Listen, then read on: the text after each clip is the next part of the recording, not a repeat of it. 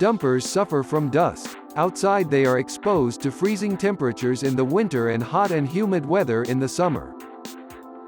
The chains on most dumpers cannot be adjusted, so when they start to slap around they must be changed.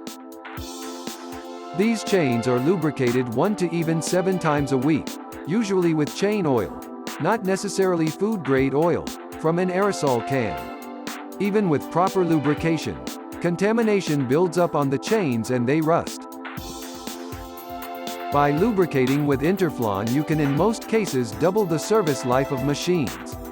Thanks to our dry mic pole film, the chains stay cleaner and are extremely resistant to contamination and rust. The highest costs for the conveyor chains are the transfer of the suspension systems. The drive chains rust and stretch in the supply cages. The link chains rust and stretch in the chicken transport.